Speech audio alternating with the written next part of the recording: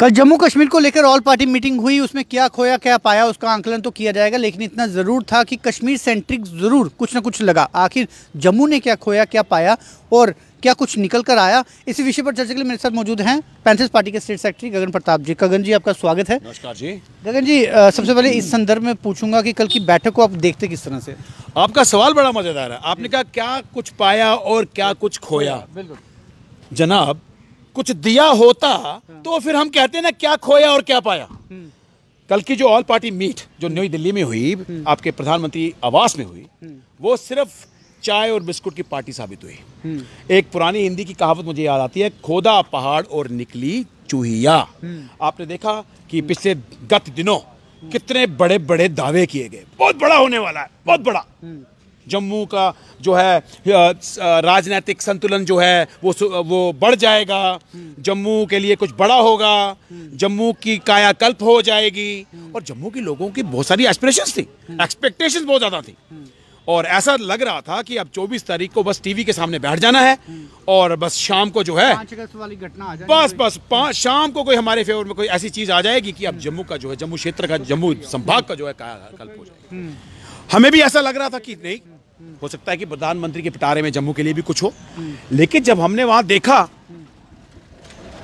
TV में जो चित्र देखे, अखबारों में जो चित्र देखे, फोटो डिप्लोमेसी से ऐसा ही लग रहा था कि जम्मू के नेता जो पीछे खड़े हैं और कश्मीर के नेता आगे खड़े हैं। मुझे एक बात बताइए, क्रोध आता है, जम्मू का रोष जो है ये देख के बढ़ जाता है कि जिन नेताओं को आप गुपकार गैंग कहते थे,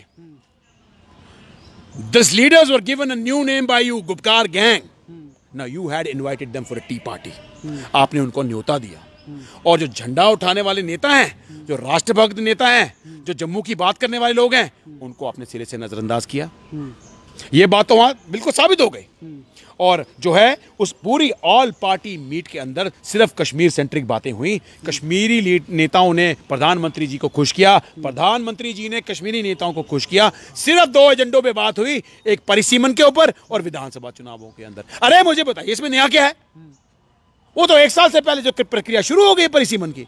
अगर आप सिर्फ परिसीमन प्रक्रिया की सीमा तय कर देते ना, और अगर विधानसभा के चुनावों की सीमा तय कर देते, हम कहते कुछ ना कुछ हुआ है। गगन जी, 14 सदस्यीय ये टीम यहाँ से गई थी, जिसमें 9 कश्मीर के थे, 5 जम्मू के थे। ये जो डिफरेंस था संख्या का, उसकी कमी महसूस हुई जम्मू को?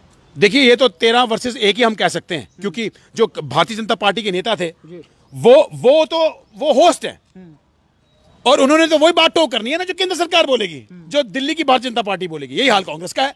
वो यही बात यहाँ की जम्मू की कांग्रेस टोक करेगी जो वहां की जो आपको निर्देश मिलेंगे दिल्ली से।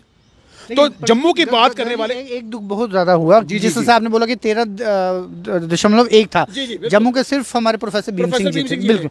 लेकिन यहाँ पर हर्षदेव जी कई बार कह चुके हैं कि जम्मू को अलग राज्य का दर्जा देना चाहिए। सुन लीजिएगा, महबूबा मुफ्ती और फारूक अब्दुल्ला ने धारा 370 को बेशक कोशिश की छेड़ने की, हालांकि उन्हें चुप करा दिया गया। लेकिन क्या जम्मू को अलग राज्य उठाने की मांग जो है वो प्रोफेसर भीम सिंह जी ने की? नहीं, ऐसी मांग नहीं हुई, क्योंकि वो इसका मैं बताता हूं क्यों।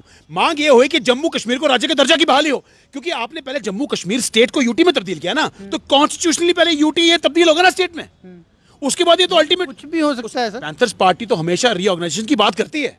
हमने तो हमेशा ये कहा कि ट्विन स्टेट्स होनी चाहिए, जम्मू को अपना अलग से राज्य का दर्जा मिलना चाहिए और कश्मीर को जैसे उनके आकांक्षा अनुसार उनको दर्जा देना चाहिए। जब हम जम्मू संभाग की बात करते हैं तो कहाँ गए फिर जम्मू संभाग? जम्मू संभाग की बिल्कुल बात हुई। उनको हमने उनसे जब फोन पे बात करी तो प्रोफेसर साहब ने ये बताया कि वो आखिरी जो थे बोलने वाले स्पीकर थे। He was the only last speaker and he hardly had time to speak. तब तो देखिए, जब 13 लोग बोल चुके होंगे तो ऑल पार्टी मीट तो वहीं खत्म हो जाती है, सिर्फ औपचारिकता ही रह जाती है, फॉर्मेलिटी था फिर। बिल्कुल। एक तो बुजुर्ग हैं, अपनी बात करने में अच्छे सक्षम है, एक्सपीरियंस है, लेकिन उनको बात करने दी नहीं गई। अरे भाजपा की तो मंशा ही नहीं थी कि जम्मू की बात वहां होती, इसलिए पैंथर्स पार्टी ने प्रोटेस्ट की, जबकि हमारे नुमाइंदे को न्योता आया था। लेकिन हमने 4 दिन से यह प्रोटेस्ट कर रहे थे कि जम्मू की एडिक्वेट रिप्रेजेंटेशन वहां होनी चाहिए थी। अगर कश्मीर में आपने 9 बुलाया ना, तो बराबर का हिस्सेदारी जम्मू की भी होनी चाहिए थी, ताकि जम्मू की बात कर सके। आपने जम्मू कश्मीर के राज्य की बहाली का उसमें बात नहीं करी है। उसमें फिर हमने ये भी बात रखी कि जम्मू और कश्मीर संभाग में बराबरी होनी चाहिए, जम्मू को उसका बराबर का हक मिलना चाहिए, चाहे उसका नंबर ऑफ असेंबली सीट्स हो, गवर्नमेंट जॉब्स हो, एलोकेशन ऑफ फंड्स हो, डेवलपमेंट्स हो, और अलग अलग किस्म के प्रोजेक्ट्स हो। बिजली के प्रोजेक्ट्स हों, ये सब जम्मू को बराबर के हिस्से में मिलने चाहिए। लेकिन सुनने को कोई तैयार ही नहीं, सिर्फ कश्मीरी नेता उनको खुश कर रहे हैं, वो उनको खुश कर रहे हैं। और प्रधानमंत्री ने उन्हें कह दिया कि अब तो केंद्र सरकार जो है ना, दिल्ली की दूरी और दिल की दूरी का अंत करेगी। बताइए बताइए, ये है निष्कर्ष इस पार्टी का, ऑल पार्टी मीट का। ये रिजल्ट निकला है। और आपने ये कह के ना, भारतीय जनता पार्टी ने अब जम्मू और दिल्ली की दूरी को और ज्यादा बढ़ा दिया, और आने वाले समय में अब लोग इसका जवाब देंगे। बिल्कुल सही बात कही। और इकलौते प्रोफेसर भीम सिंह ही थे जिनके कंधों पर ये दावेदारी थी कि वो जम्मू की आवाज़ को बुलंद करते। लेकिन सबसे अंत में मौका देने से ये साफ तौर से जाहिर हो गया कि जम्मू को अभी भी संख्या में सबसे लास्ट नंबर ही उनका जो है वो आता है। और यदि ये संख्या गण चेंज नहीं किया गया तो आने वाले समय में जम्मू की हालत और ज़्यादा बदतर होती दिखाई देगी। गगन जी, आपने अपने विचार हमसे साझा किए, बहुत बहुत शुक्रिया। फिलहाल आप जुड़ रहे व्यू स्टूडियो न्यूज़ के साथ, दीजिए इजाज़त, नमस्कार।